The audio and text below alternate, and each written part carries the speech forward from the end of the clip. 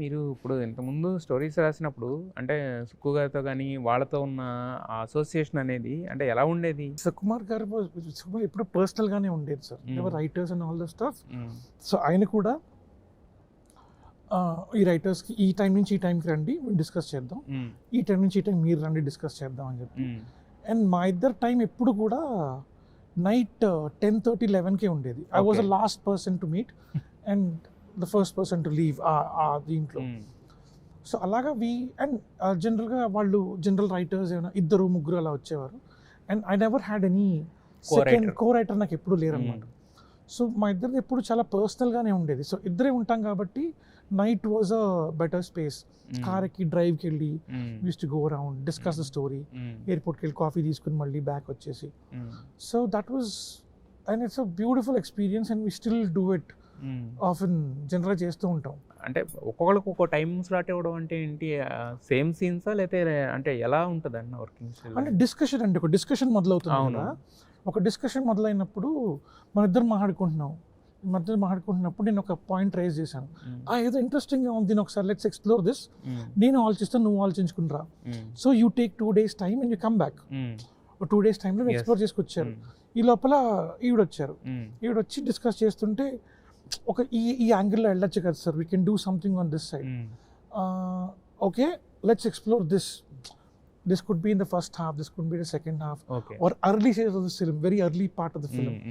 కానీ నాతో కూడా same, but one beautiful thing is ఆయన చెప్పేసేవారు, కరెక్ట్గా చెప్పేవారు. ఈ సీక్వెన్స్ ఉండేది, ఇక్కడ హీరోకి విలన్ కన్ఫ్రంటేషన్ అవుతుంది, వీడు హీరో. అప్పుడు తెలుసు మాకు అన్ని ప్రపంచం తెలిసింది కాబట్టి అప్పటికే ప్రపంచంలో మేము ఉండేవాళ్ళం. సో నాకు పుష్ప తెలుసు, నాకు షికావత్ తెలుసు, ఆ పక్కన సునీల్ గారు తెలుసు, అందరి క్యారెక్టర్లు తెలుసు. వీళ్ళిద్దరి మధ్యలో ఒక డిస్కషన్ అయితే ఎలా ఉంటుంది అని చెప్పి ఇలా వెళ్ళండి అని చెప్పేవారు. సో అలా ఎవ్రీబడికి ఒక టీచరే, ప్రాపర్ స్కూల్ టీచర్ అయినా, లెక్కల మాస్టర్ అయినా హోంవర్క్ ఇచ్చి పంపించేవారు. హోంవర్క్ చేసుకుని రావాలి, చెక్ చేసేవారు. తప్పు ఉంటే అయిపోయేది, కరెక్ట్గా ఉంటే మాత్రం ప్రేమించేసేవారు. ఏంటి తప్పు ఉంటే తిట్టేవాళ్ళ? క్లాస్ పడేదా? ఆయన తిట్టడం కూడా, ఏంట్రా ఇది, నువ్వు ఇంకా బాగా రాయగలవురా, ఏంటిది రాసావు, ఇది కాదురా, ఇది కాదు, నువ్వు ఇంకా బాగా రాయ, అదే ఉంటుంది. ఆయన బాధ ఏంటంటే అనేది ఎక్స్పెక్ట్ చేశారు మన దగ్గర నుంచి, మనం ఇవ్వలేకపోయి ఆయన బాధపడుతూ ఉంటారు. నువ్వు ఇంకా బాగా రాయగలవు కదా, నీ బుర్ర ఎక్కడ ఉంది, సరే రేపటికల్లా మళ్ళీ రాసుకునిరా. సో అలా ఉంటుంది టీచరే ఆయన. ఆయన 24/7 టీచర్ మోడ్ ఆన్లోనే ఉంటుంది. సో అలాగా దట్ ఈస్ ద. బట్ మీరు సెట్స్కి వెళ్ళేవారు కాదు కదా? తక్కువ అండి. అంటే ఆయన అప్పుడు శ్రీకాంత్ విస్తా కొంతమంది రైటర్స్ ఉన్నారు కదా, కొంతమంది వాళ్ళు సెట్స్ లో ట్రావెల్ ఉండేది, మీకు సెట్స్కి వెళ్ళేవారు కాదు కదా అంత? నేను తక్కువ.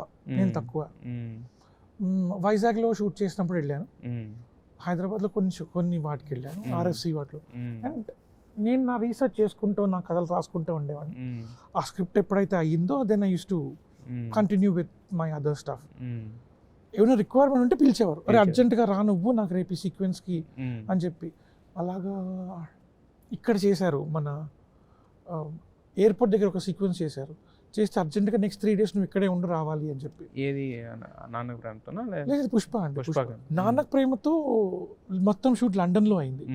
సో కొన్ని సీక్వెన్సెస్కి ముందే కాల్ చేసి ఈ పలానా టైంలో ఆన్లైన్ ఉండండి and we'll have a discussion అని చెప్పి ఉండేది. సో అలాంటి దాంట్లో ఫాస్టెస్ట్ ఫింగర్స్ ఫస్ట్ అవన్నీ ఉన్నాయి. అలాంటి వాటికి రిఫరెన్సెస్ పంపించి, నువ్వేమనుకుంటున్నావు, నువ్వు ఎలా చేసావు, అవి బొమ్మ ర్యాండమ్ ఏదో అనిపించింది బొమ్మ వేసి పంపించు, ఇక్కడ ఏంటి డిస్కషన్ ఉండేది. ఓకే.